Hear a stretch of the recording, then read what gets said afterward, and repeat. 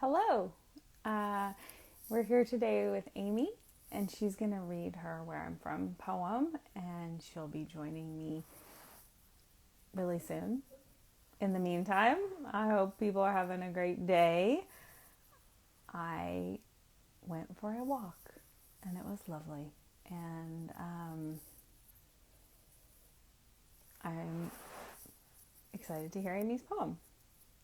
I have read it, and it's amazing. And Instagram is telling me that they're having a few technical difficulties, so I don't know if you'll even hear this when the recording is posted. I'm wondering if I should start over.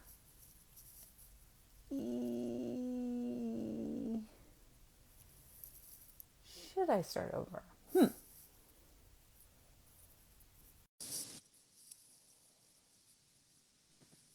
Hi. Hello.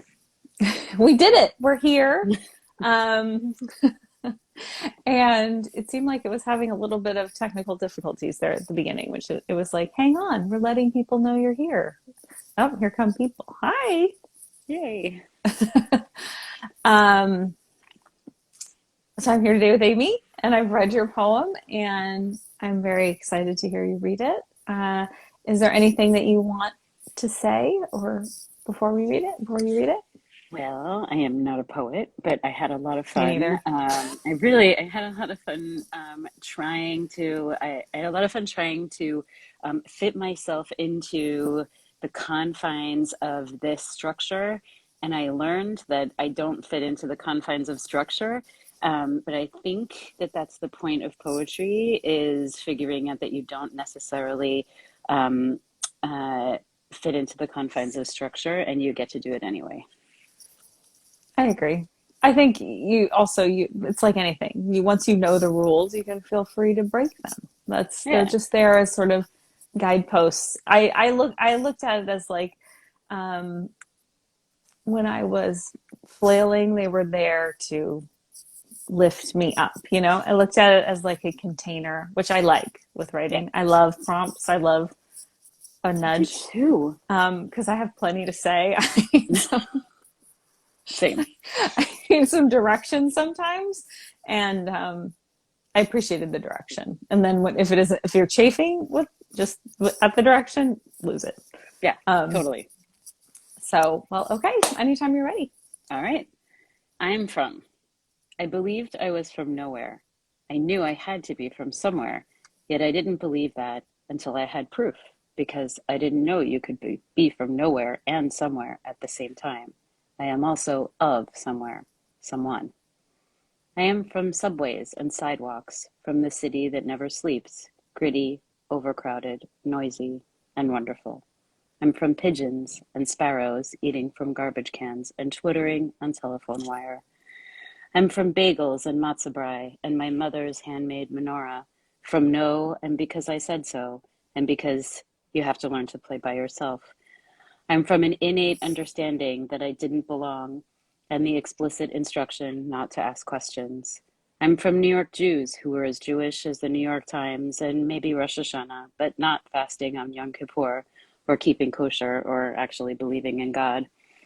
I'm 99.9% Northern European, only 26% of which, as it turns out, is Ashkenazi Jew after all, times or no times. But it still counts, and I'm still Jewish. I'm a New Yorker through and through, city born and bred. But if I admit I learned I was actually born on Long Island, does it still count? I'm an only child, but if I admit I learned I have 4 siblings, though all of them are half and none of them talks to me except for one, does it still count? I am born of a teenager and immediately abandoned against her will and mine, only to be placed 6 months later into the arms of a woman twice her age, with nothing but blank space where her heart and her womb were supposed to be, where a baby did not grow. She is my mother. I am not from there. But over the years, we have become of one another. I love my mother, and I know now that she loves me too. I am not from her, but I exist nearby her, from somewhere else, from someone else. But we are closer now, closer than I ever thought possible. I am from learning and growth. Thank you, Amy. I chatted you right after I read it that I love the part about accounting because that really resonates with me. Because I have brothers who I always considered to be my brothers, but the world definitely considered them to be half. Did that count?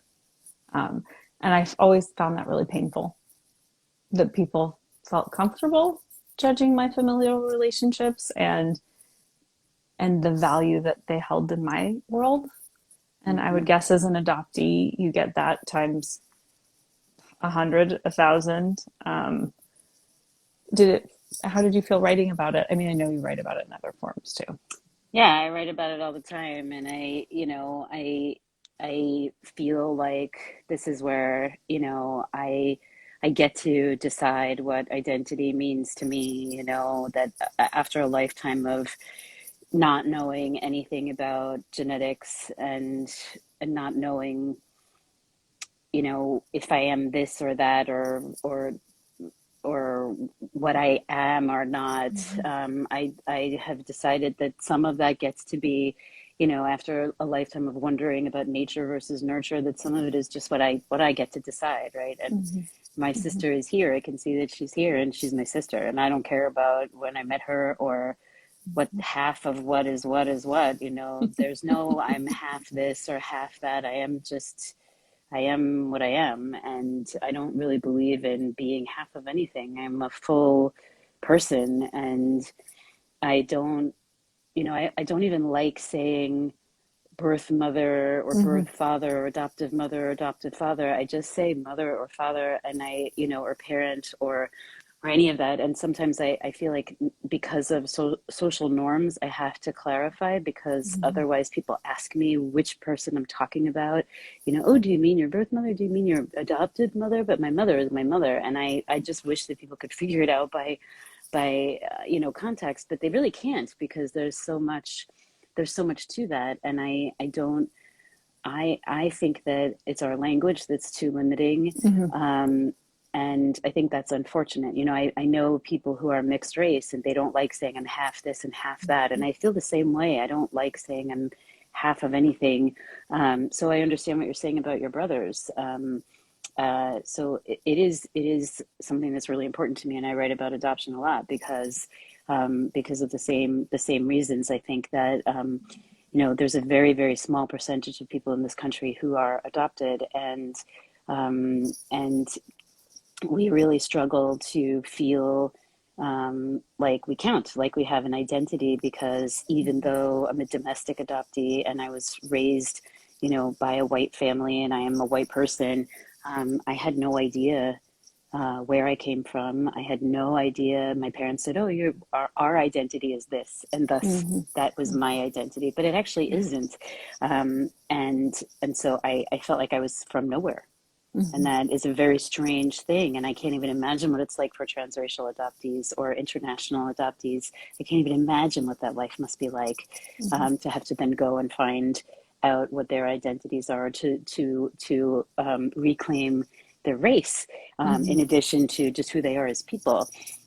So it's very important to me to make sure that there are adoption books on the shelves, not just about what it's like to adopt a child, but to be an adoptee. Mm-hmm. It's very important to me to have characters who are adopted in books, because there just aren't. There really aren't. I'm trying to, I have a manuscript, a middle grade fiction book that I wrote a couple of years ago, and then I abandoned it because I was writing a memoir.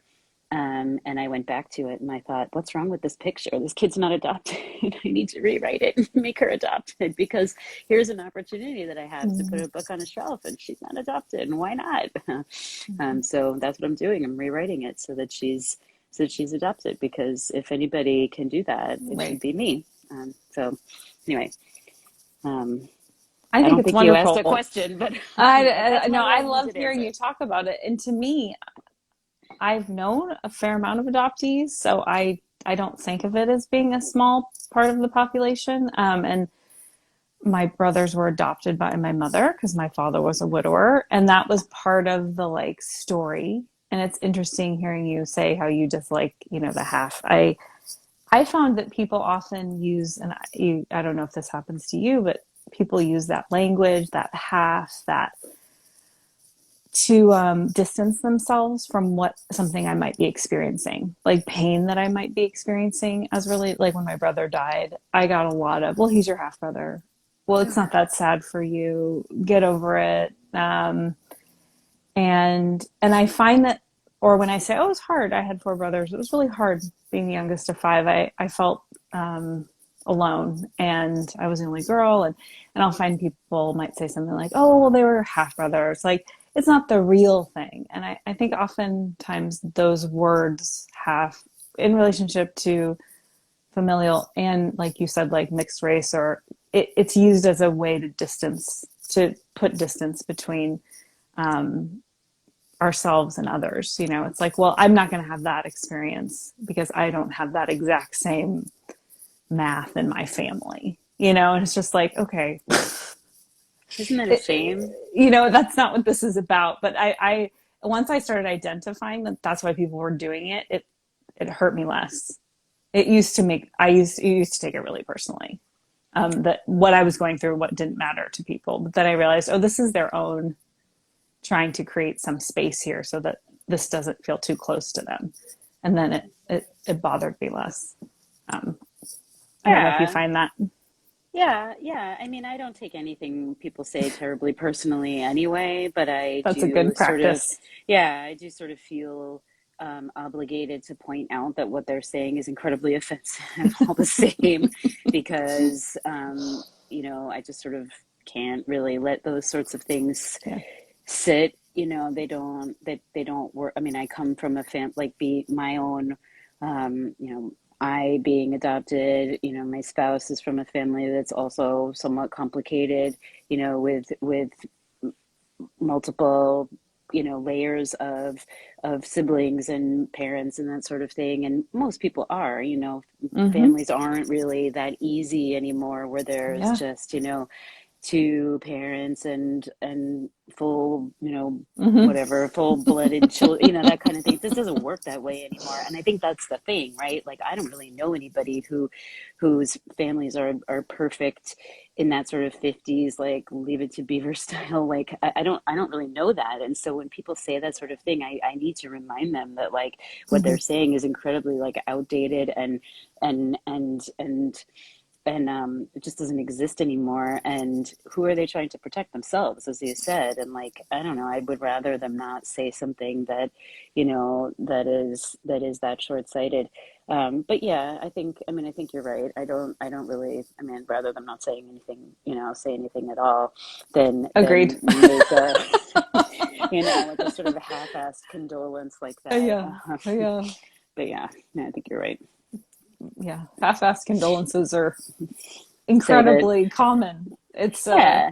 I grief mean, you is hard can for you people. can look up on the internet now, like, all the things not to say when I know. somebody is hurting, Mm-hmm. and I think there's a lot of things that people could say instead.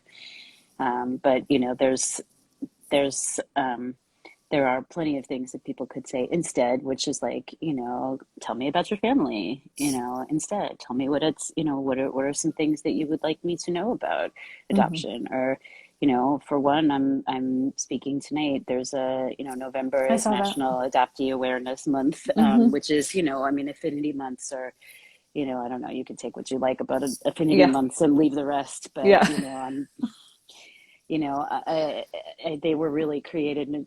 National Adoption Awareness Month was really created for adoptive families, and